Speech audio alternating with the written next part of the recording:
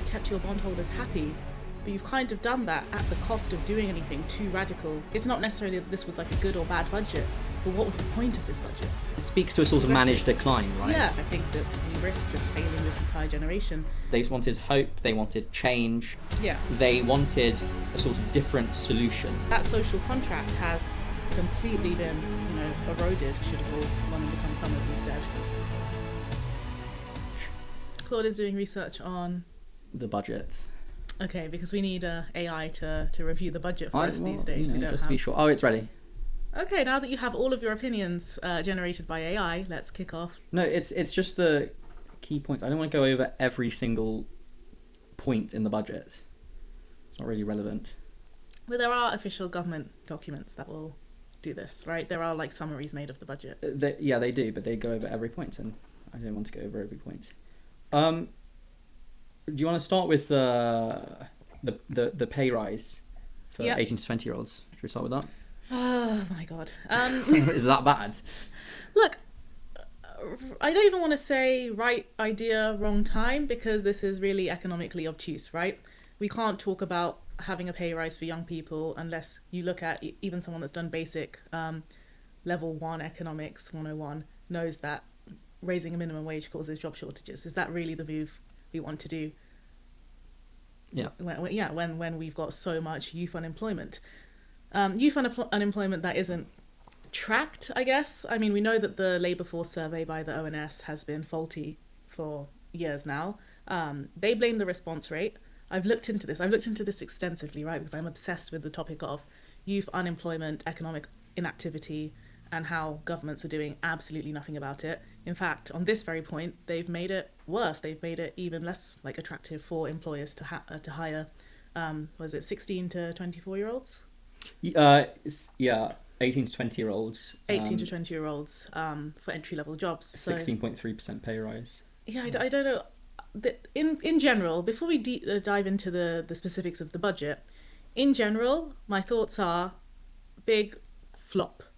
And not because I would say every budget by any government or Rachel Reeves specifically is a flop, but because it doesn't really address any of the economic challenges we're facing right now, right? All it's trying to do is kind of appease markets, playing it super safe and not really doing any of the drastic, radical changes needed to kickstart the economy or at least do something about youth unemployment. Again, it does worse for youth unemployment. For youth, I think my thoughts are always that when you're forcing employers to spend more on employing young people, I feel like that just forces employers to find excuses why they need more qualifications. Mm-hmm. The young people they employ, it's just, again, another point for education inflation. I saw an interesting take the other day that graduates can't find jobs, not just because they won't not just because of everything that's happening, the current economy, but because graduates won't actually apply or sort of settle for jobs that don't have a graduation requirement. And I think some of the TV channels, I'll dig out what it was specifically, were saying that they opened all of these schemes and they decided they didn't need degrees for people to do this producer job. And essentially they found that graduates didn't apply to those jobs anymore, even though it was open to everyone, because there was some idea that if you had already gone and... It was a Rory Sutherland article in The Spectator. Really? Yeah, I'll find it. You keep yapping for a bit. Is this anything to do with... a skills shortage? I know a lot of people talk about that. I don't have a take on that. I don't think there's a skills shortage. I think there's structural frictional unemployment just happening because, well, frankly, no one is hiring young people, no one is valuing degrees. There's been a huge devaluation of graduate skills in general, but no one's willing to do the training either, right? So if a specific, industry, construction, or lorry driving or everything. If there's a skill shortage, the solution is for the employers to train people, be less stringent about their requirements for early hiring and say, yeah, you stick with us, we'll train you. Kind of like the law route, right? This is topical because we're both applying to training contracts at the moment for law. And they front load the risk for them, okay? Because they need a pipeline of people to become qualified lawyers and they have the money. That's, the industries do have money, they just spend it in other ways. Take on the front road list, train people, and then you won't have a skill shortage anymore. But I think the reason I bring it up is because employers will often blame, whenever there's job shortages, whenever people aren't getting jobs, the employers like to blame it on a skills shortage. And I think that there was a study, I'm not sure if it's recent, but it shows that whenever there's more complaints about a skills shortage, or whenever the skills shortage comes up more, these are always times of economic downturn. So employers are always looking for more skills when there's economic downturn, and they'll take anyone, regardless of skills, when the times are good.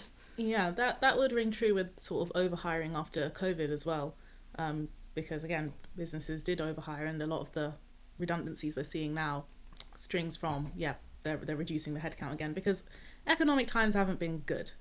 And hot take, everyone is blaming AI. AI is not really doing that much to cause this sort of like mass redundancies and unemployment that people are saying. But businesses themselves are not doing well, not being very profitable. The stock market is still going up, so everyone thinks we're fine. We're not in a technical recession.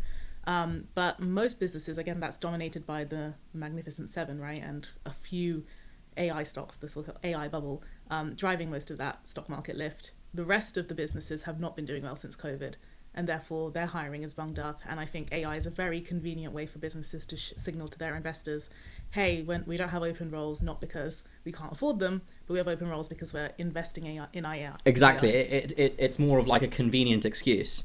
And there's also another thing where a lot of workers aren't worried that AI is going to replace them because the AI isn't quite there yet. They're just worried that their manager thinks that it can replace them, right? Yeah. But I think largely it's true that AI has become a sort of excuse why companies are doing layoffs. It gives them an excuse to look forward thinking. Yes. It gives them an excuse to look, like they're doing technological advancement. R&D. Exactly. Yeah. Where that might not be the case. They might just be facing hard times like the rest of us.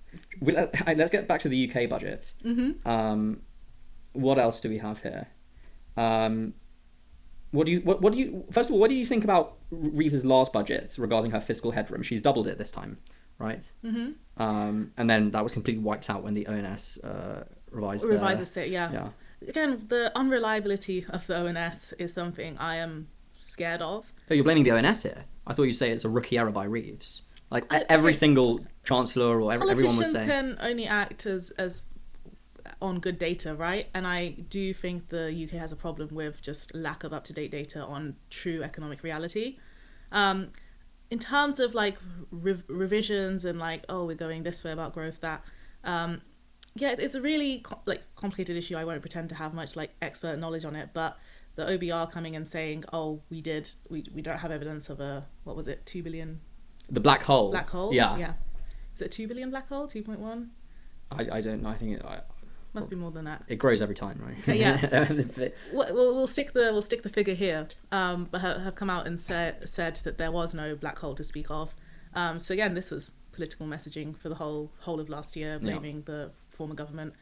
And again, I know we talked about it a little bit in the last episode, but what was the point of this budget if it's not going to deliver growth? I think when the Labour government came in, they were all about high growth, and now it's all about, oh, let's just keep markets steady, let's play it safe, let's revise our economic predictions by like 0.1% at a time. And is that good enough in this day and age? I think we're at risk of just falling behind other developed countries massively by not putting enough investment in. And I think maybe it's down to just Labour policy. What do they prioritise? Yeah, I think that's true. How could they deliver growth? Well, as an entrepreneur, I would like to see a lot more to be done supporting businesses. I think there was a lot of worry before the budget even came out about whether they were going to tax entrepreneurs, exit tax. They've done something about incentivizing IPOs in this country, and that's in response to, I guess, a lot of big prolific scale-ups trying to leave the UK, Revolut being a notable example because they were threatening to tax people. But I wasn't even aware of this. Were you, that there was stamp duty on listing in the UK? And they've recently given this a holiday. I think I'm aware. And it's not the first time they've given a holiday. Not on housing. I think it's on IPOs. No, on IPOs or on any stocks, anything like that. There is stamp duty. But I don't think that's the tax on the IPO. I don't think that's the only reason IPOs aren't happening in the UK. I think I read there was another case where it was regulations on the classes of shares. I think our UK regulation only it doesn't allow, I think, multiple different classes of shares or something like that. So I mean, there's multiple other regulatory reasons why businesses don't want to grow in the UK. I want to Potentially, and also just the availability of funding from Series A onwards, from American investors. Again, much more likely to just jump in. And it's how many more millions in funding per investment does America have than the UK? I think it was something like for every £1 million of investment into a startup in the UK. In America, it's something like 4 or 5. Wow. Do you know that figure? Yeah. No, I don't. But I did know the figure that the market cap of all UK and European startups combined is less than the market cap of Microsoft, like one big tech American company. So it's just a completely different ecosystem. Yeah, and I think when you expand that to Europe, it's even more bleak. Europe's not doing so well. So yeah, I think there's recent changes to regulations. I think that Europe is trying to catch up with America now. But I really want to bring it back to the UK. we're talking about the UK. Let's just round off the whole IPO argument, because I was at a dinner with Wilson Sinisi, who are experts in, I guess, UK startup transitions to the US. Like, they've handled a lot of big IPOs in the US, Google, Netflix, whatever. Maybe not Netflix, but they're kind of experts in this space, and they kind of advised against UK startups going to the US unless there was a pull from your customers or you'd already secured funding. And they said either go early or go late, right? So there's no reason to just go to the US for the sake of it and incorporate there. And the reason they stated that we didn't have like IPOs is just COVID related, and we're just facing like a backlog in the UK of people postponing their IPOs due to COVID valuations. And that you can't really, they had so many like mental tests of like, can you actually name like a UK company that's gone over to the US and had a really successful IPO?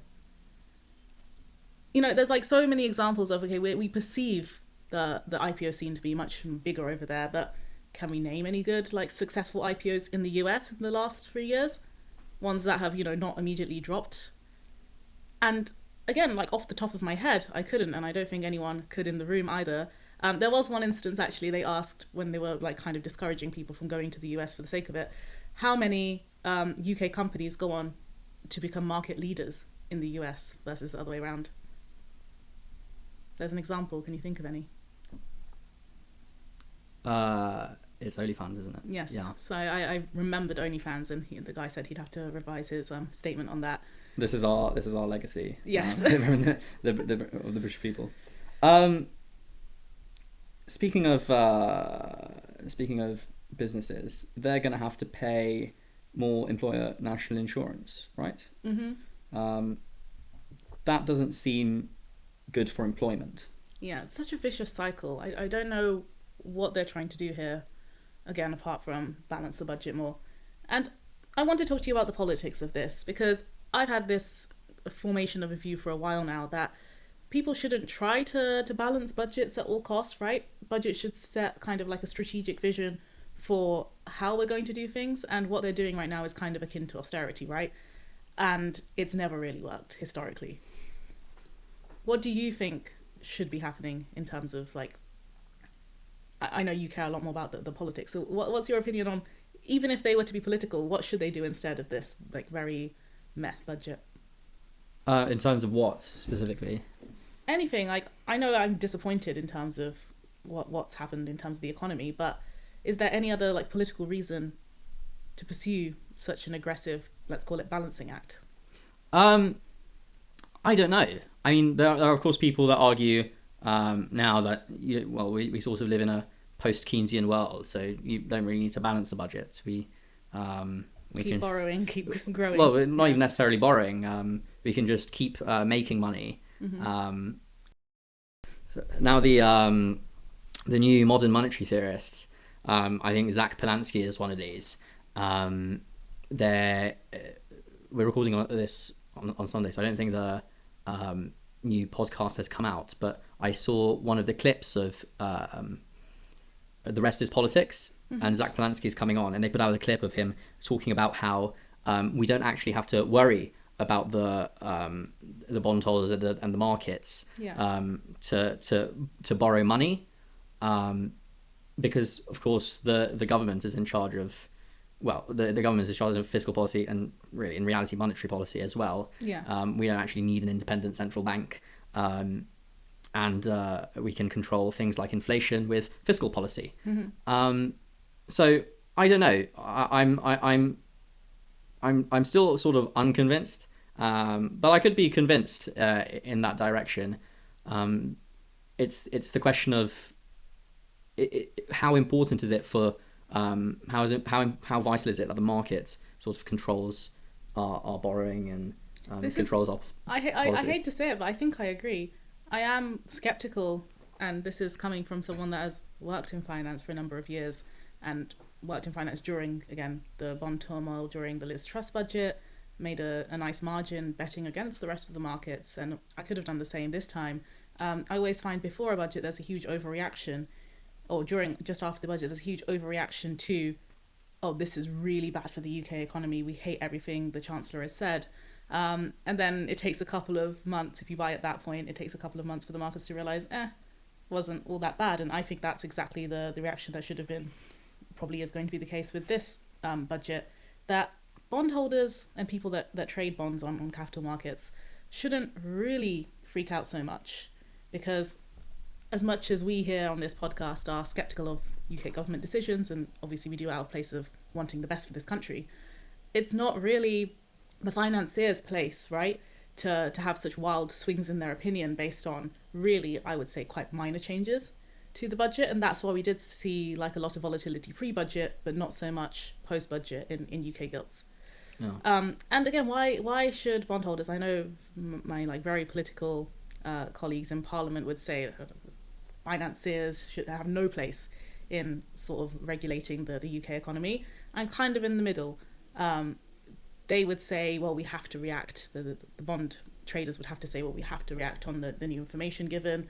But as far as I'm aware, the credit rating of the UK is not going down. Yes, if you do something like release an uncosted budget, that is probably bad. But if you do a very average budget, maybe you've kept your bondholders happy, but you've kind of done that at the cost of doing anything too radical and too... It speaks to a sort of managed decline, right? Yeah, exactly. And I think that's the whole crux of where we're getting to with this whole budget review, that it's not necessarily that this was like a good or bad budget, but what was the point of this budget? I think I think it's certainly true. I mean, at the end of the day, the economy depends on how much how many resources, how many real resources we generate as a country. And bondholders freaking out on the markets nothing has really changed with the amount of real resources we're generating as a country. Mm-hmm. I mean, it sort of depends. I'm not sure, because how does that fare with countries like ours who import a lot of things? And it sort of depends on us being able to having a good standing with the rest of the world that we import from, them being able to trust that we're going to keep control on our inflation, that our money is still going to be worth something in the future. We sort of do have to maintain a trustworthiness around the world, but why does that have to come from? Why does that have to come from? Yeah, right. Exactly. Yeah, and I agree, and I don't think unless we are planning to radically increase our debt in the future, in which case obviously cost of borrowing debt capital does matter. It doesn't when it comes to global trade, and that's the kind of things we should be focused on right now: increasing our trade, increasing our exports, increasing our production, aggregate supply, all of it. And it just feels so, I don't know, shitty sitting here and talking about like basic A-level economics, that the Chancellor and everyone in government and everyone in the Treasury Department should already know this, right? And so there's no strategic leadership on this front, and that's why it's a huge like flop, and especially for our generation, just not seeing any kind of stimulus or growth package for us particularly, because we are probably one of the hardest hit. And I'm not saying other working people aren't struggling right now, but there is a huge difference between like struggling while employed and struggling while unemployed, with like no hope, no kind of industry to go to, and controversially being told by previous generations who still have jobs, they're still employed, maybe they're struggling, maybe it's cost of living is hitting them, but being told now that we never should have taken on debt to go to university, we should have all gone and become plumbers instead. It is certainly getting there, that the value proposition that we were promised, the value for university and higher education, sort of has been diminished. And But I just want to get back to the to young people.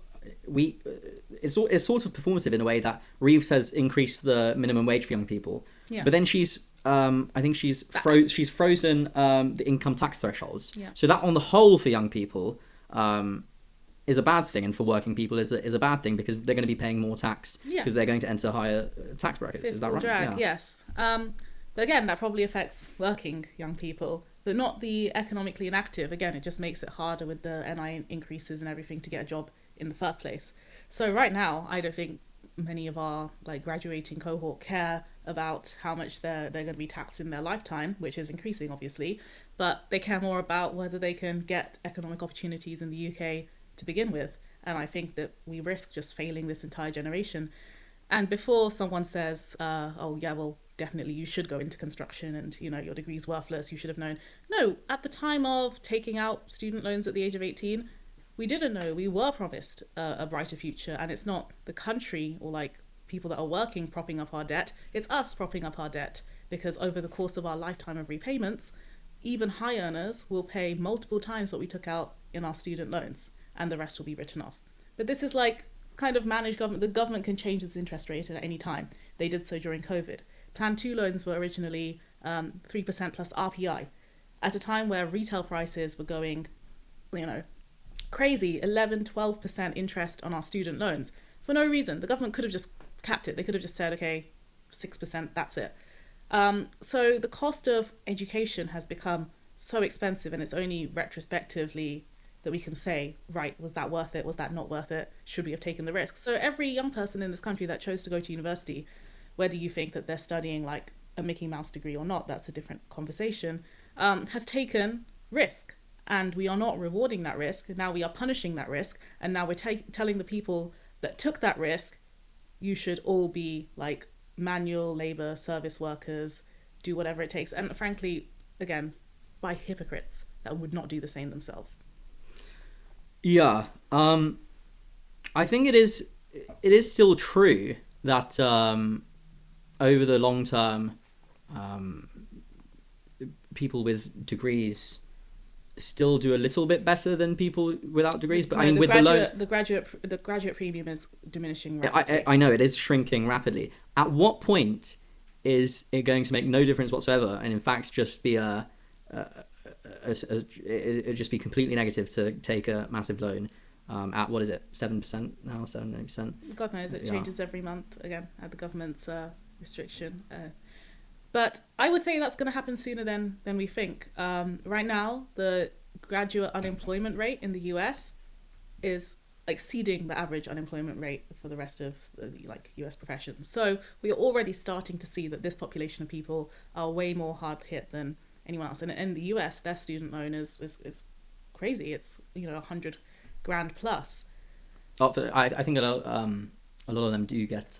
A lot of them get assistance, basically in the US, everyone gets these sort of scholarships, some kind of assistance, discounts, yes, or whatever. It's not like here. Other people who have done, say, longer degrees or postgraduate degrees, a lot of the careers that we take for granted after undergrad in this country are postgrad degrees over there. So they've spent multiple years in education and paid heavily because, again, the assumption is you take a risk, you pay up front for these professions such as like medicine and law, and at the end of it, you are very high paid professionals. So it doesn't matter that you accumulated 6 figures of debt.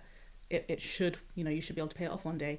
And that social contract has completely been, you know, eroded for our generation. And I think that we really, really risk leaving people just starting their lives in so much debt in a very vulnerable place and very vulnerable situation in which, look, even if you chose to do a new minimum wage job now, would take you multiple years to pay off your debt or move out of your parents' house or do anything worthy of economic value. And I think we've seen this in China, and I see lots of like Chinese YouTubers say that the Western world is like 6 years behind China in terms of this, that there is such a oversupply of graduates in China now compared to amount of jobs that youth have like basically given up. There was this huge movement there was like lying flat movement. So I quite like this actually. It's a form of, I guess, passive rebellion, in which young people were saying, well, we were not given the kind of bright future we were promised. The only thing you can do in reaction to just not having any hope is to not try at all. Like, why keep fighting against an impossible to break in system?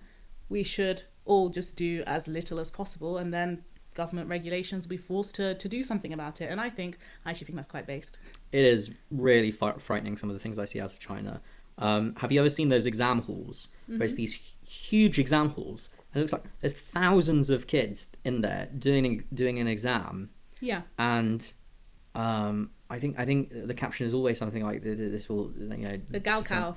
Yeah, and it apparently it's these really important exams, but it looks so dystopian because there's so many. It's just like an unthinkable number of people. One centralized exam to get into like every good university, right? And okay, maybe this is a good point, that we are quite privileged actually here in the West, that we don't have such huge amounts of like young people. We do have an aging population, ironically. So the competition here, although it feels fierce, is probably nothing compared to very populous countries like China and India. I know this from personal experience with my cousins still over in India, in that their entire lives, from the moment they are like old enough to read till post-grad, is just exam after exam after like exam. They go straight from school to like 3-4 hours of private tuition. Everything is about exam cycles. Everything is about more study. And it's not learning, right? As hard as this sounds, it's not even knowledge for the sake of knowledge or enrichment or anything. It's just memorizing facts, memorizing procedures, passing exams. And the threshold for passing exams over there as well is like, unless you have got 97%, 98%, 99%, you are a complete failure. You need to get perfect scores or you're not worth anything, because you're competing against millions of other people to get very limited spots. So we have a slightly different kind of competition over here in the UK. I don't know whether it's more or less meritocratic, because I think the competition here heavily depends on the opportunities you had access to at a younger age. So whereas you might say grades don't matter as much, life experience, work experience matters more, you can still end up in a really difficult situation where, unless you had the kind of contacts, know-how, guidance even, to go and pursue extracurriculars around your degree and get internships, or just even know from the age of 18 that you wanted to get into a competitive field like finance and law, people just don't get those opportunities, and therefore they look like a worse applicant. And so there's two extremes here. I think there's competition in various ways, but yeah, we are the competition is definitely heating up here in the West as well, and we're starting to see like a generation of life latters, economically inactive people here in the UK. Yeah, I think there's a sort of worrying bellwether, and it's Japan. And I think economists have a joke. They say there's 4 types of economy. They developed, undeveloped, or developing, developed, Japan and Argentina. And I think the worrying bellwether for Japan is the state of their economy. However, they have invested in a lot of public infrastructure. Tokyo, I think in the 90s they sort of fixed their housing crisis. I think automation. They're on top of technological sort of automation, but it's still not looking good in terms of prospects for young Japanese people. They've just elected a new right-wing government that's promising to, I think fix a lot of things. Do you know anything about this? Oh, I know, yes. Well, my anecdotes from what I see online is that there is a huge right-wing populist movement in Japan that's actually, I guess the Japanese right are being massively influenced to bar foreigners and bar even tourists to the country. Yeah. And in fact, a lot of like sort of the crime and disruption that you're seeing in Japan is being blamed on especially Chinese tourists. So there was I think a fake AI video about some kicking the deers in the park, which is completely like proven to be fabricated. But this helps spin this huge like right-wing narrative, far-right narrative that all tourists from China are bad and we shouldn't even be letting tourists enter this country. So I guess that's what happens when you have a very like xenophobic, protectionist nation like Japan. And okay, but the thing is they don't have immigrants to scapegoat really. Yeah. Because they're quite quite a homogenous they sort of limit, ethnicity. yeah. So they have to they sort of blame tourists, Mm. which is, I mean, sort of fair in a way, because the tourists, they do come and they can spend a lot of money because of the strength of their currency to the Japanese yen. So it's interesting to look at Japan as a case study. I bet people have been saying for years, Japan is the sort of end point of a managed decline. Can we get a bit more lowbrow now, based on the topic, touching on the topic of Japanese tourism? Because I was watching Jane McDonald, Lost in Japan, with my parents, and I watched this whole series. Have you seen it? I have no idea what you're talking about. It's I think you this- mentioned this to me. it's this- I asked, is this like Carl Pilkington? Yes, essentially, but like not intentionally. Right. So it's this northern lady who is, I guess, like representative of kind of like the average Brit, your everyday British woman, like Malaga hen party going, you know the type. No. Gino adjacent. So Channel 5 decided to send Jane McDonald to various countries. I hear there's an India series that I'm really interested in, but Japan was one of them. And it was really interesting seeing like the perspective of Japan from someone that knows nothing about Japanese culture. And if you grew up a nerd like me, interested in anime, you know quite a lot about Japanese culture. Like it just proliferates everywhere, right? But I guess the average Brit found it refreshing to see themselves represented by this woman in Japan. But I guess the comment my parents had about this show, because I was showing them how she was doing these various activities, like creating books and origami and trying a tea ceremony. There were some really nice like cultural like demonstrations. But then it also included really bizarre activities like going into a rice field and like planting rice, like pretending you're some rice farmer, or like being hit with a stick while you're like practicing. Well, that's what they Zen. do, no, the Japanese. Yes, but like Japanese labourers do it, right? Yeah. But I found it really interesting how they commercialised this into a The tourist experience. activity. I mean, no, this is true for everything, right? You go to France and you pick some grapes in the vineyard and you wear a beret. I mean, I guess, whatever. but this is how I guess these countries have kind of really capitalised on like making the mundane into some marketable tourist attraction. Like it was very funny to witness. Like you're given like a little patch of grass and you're standing in muddy water and you're planting it. Like this is what Japanese labourers would do, and they managed to market it to the Western. The key tourist. point there is they are marketing to the Western tourists, because there's so much Western tourism because their currency is so strong in Japan, and so they're inflating all the prices, which is why the Japanese sort of feel. Right, it's a vicious cycle. I mean, it's the same for us in the UK. Our opposition to immigration is the massive demand shock, or supply shock. In some, if you're talking about labor, I mean, it's easy to blame the symptom and not the cause in many of 100%. these cases. Yeah. So what do you think is the cause of this sort of, it seems like a global downturn in the economy? What is the cause of it? Is it over financialization? I don't think there's any like one root cause, just a stacking of lots of previous unaddressed issues like economic decline since global financial crisis, On top of that, the wars, on top of that, wars, COVID, excessive tariff, borrowing during COVID, excessive money supply during COVID, and all of this was kind of done kind of very laissez-faire, like we will let future generations figure it out. Like we knew. Well, I think it's quite the opposite of laissez-faire. It's very much government intervention. Well, but by decision makers, it was kind of, we knew. Let's talk about like a year and a half into COVID, right? When we saw signs that like the vaccination program, like there was hope, right? Why did we continue to have like economic shutdown and lockdown after that? In kind of, this was a deliberate economic decision that pitted the old against the young, right?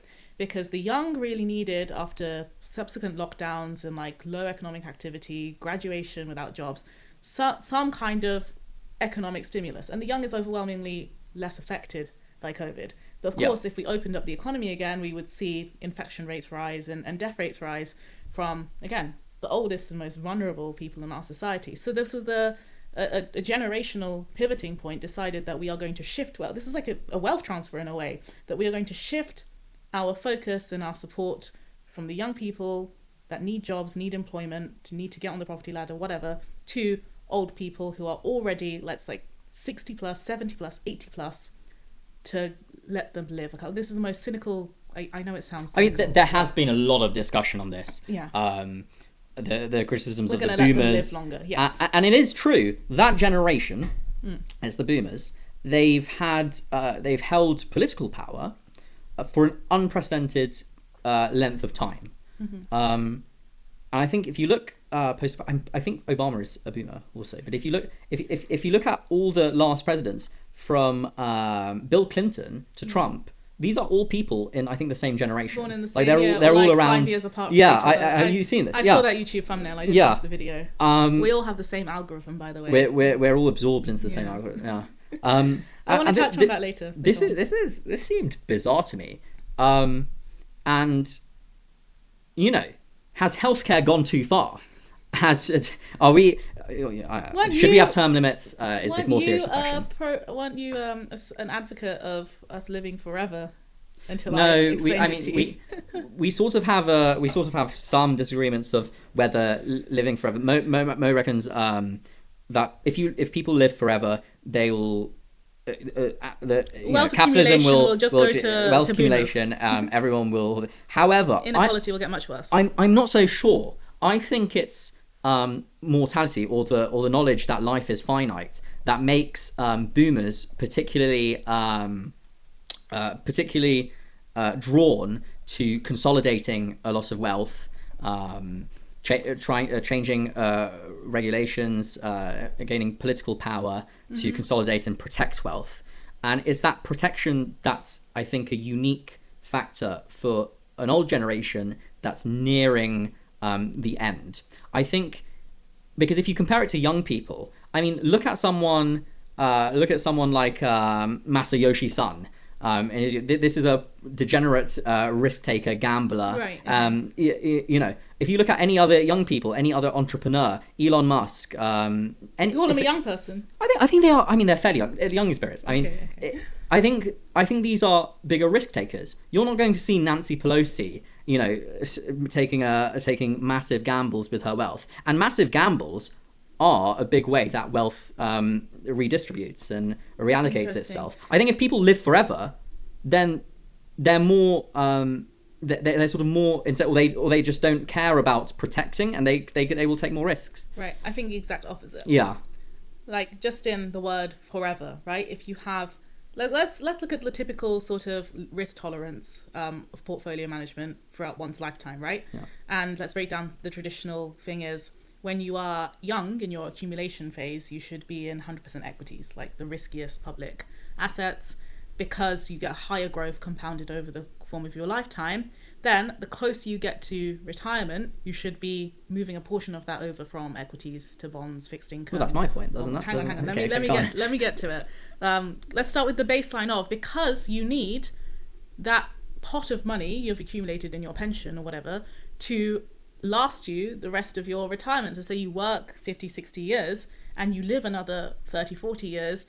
The reason you need that money to be invested in these like low volatility assets is that you can't bear the risk, because you're not working and you're too old to work, of waking up one day and the equity market has dropped to zero. There's been another COVID and now you can't afford to light your home, right?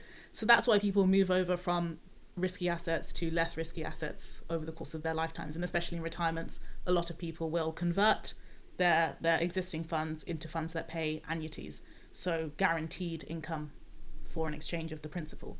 Now imagine if someone had to like fund a forever retirement. These are old people we're talking about that hold the majority of wealth. You're saying that they'll gamble it away.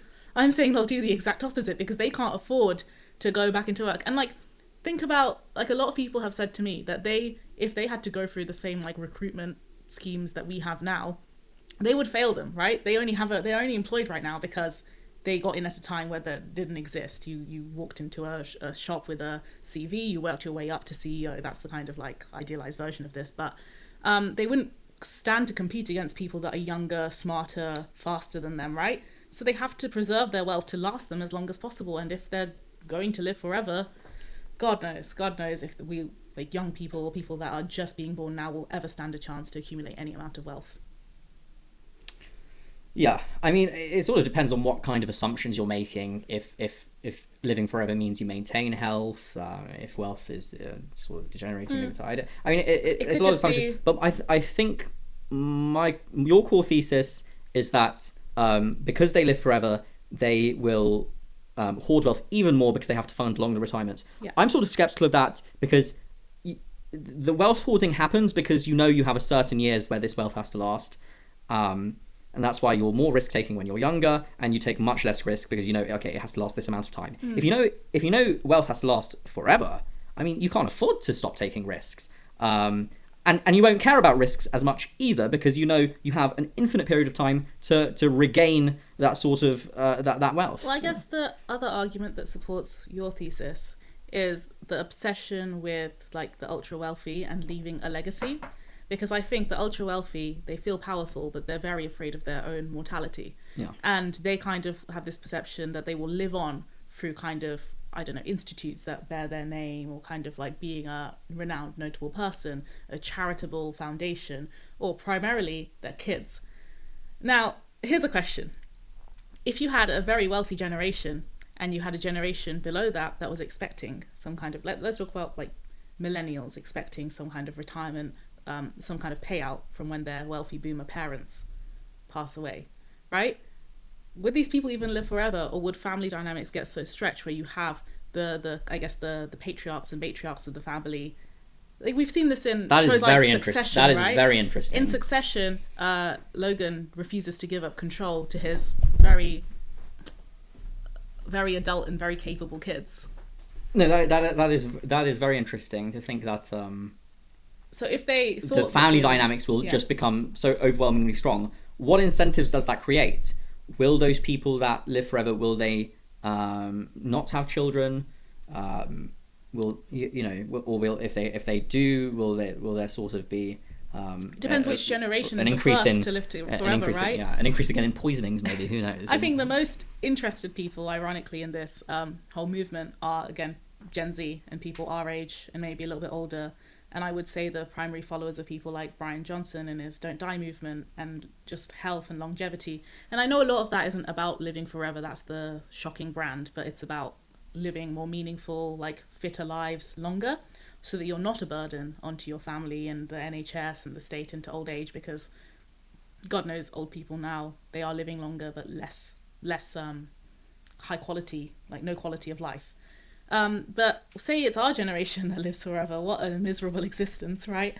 Or you would say more time to accumulate capital, I guess, but there are just so many economic distortions, and I think we just need, humanity needs the concept of mortality and finite lives and doing something with your life in order to even motivate us to get out of like bed in the morning. Well, I mean, just think about it. If you have forever to win the lottery, you are going to win the lottery. So... Everyone just plays the everyone just turns into a degenerate gambler. But that's everyone's sort just waiting for their turn. It's a proxy for any sort of risk taking, right? Like if you have an infinite time to take risks, at some point it's going to pay off. The only thing that stops people from I take non-polynomial time for the risk to pay off. You can prove this mathematically. Okay, assuming if your lifetime will is become a multiplanetary species, it's fine. Okay, it's fine. Massively derailed her, but an interesting conversation. Yeah. Can we talk about... This was about the budget. Not necessarily about the budget. It's about everything around sort of what we wanted to see from the budget and our decision makers, and how we've kind of fallen short on that, and how we do have this huge economic burden and favour towards wealth transfer from the poor to from the young to the old. Let's call it poor to the rich equivalent. And what's important here is... What is the sort of main reaction to the budget? It's not really anger. It's just disappointment, right? Yeah. What did people elect Labour for? They wanted they wanted hope. They wanted change. Yeah. They wanted a sort of different solution. Mm-hmm. And they voted against managed decline. What's been delivered is just yet more managed decline. Yeah. And who is polling very highly right now? Reform and the Greens, because they're proposing radical change. They are, yes, exactly. They're showing some imagination, and they're proposing something different. Yeah, and it's very easy to, when you're not either in rule or opposition, to promise radical change and propose all sorts of things. And again, it's much more difficult when you're actually in government, having to balance these decisions. But I do think, and I know the world is a very like unstable place right now, and we don't ideally want to see a shift to complete like chaotic American politics. What the last government did is invalid because I felt so. Like that mentality, I think, is not good for, again, the economy, business. We've seen a lot of like talks around, again, businesses aren't hiring right now because of economic uncertainty, and I think having too much of a radical government does put a hamper on that because people don't expect them to behave in sane, sensible ways. So I definitely think there is scope and opportunity for someone to come in and propose radical change. But I just wish they had a game plan. I wish we had some party that really thought like 10 years ahead about this and thought about the exact steps they would at least try to implement, and not just false promises. We are really lacking like good leadership on that front, and I think people would be wise not to conflate like strong populism with good leadership, because people can tell you what you want to hear, but what you need is someone to deliver on it. Yes. And very well put. Thank you. On that note, that was the Sitting Ducks budget wrap up. Let us know what you think in the comments below, and please follow for more videos analysing politics, the economy, and talking about random shit like will we live forever. Yep.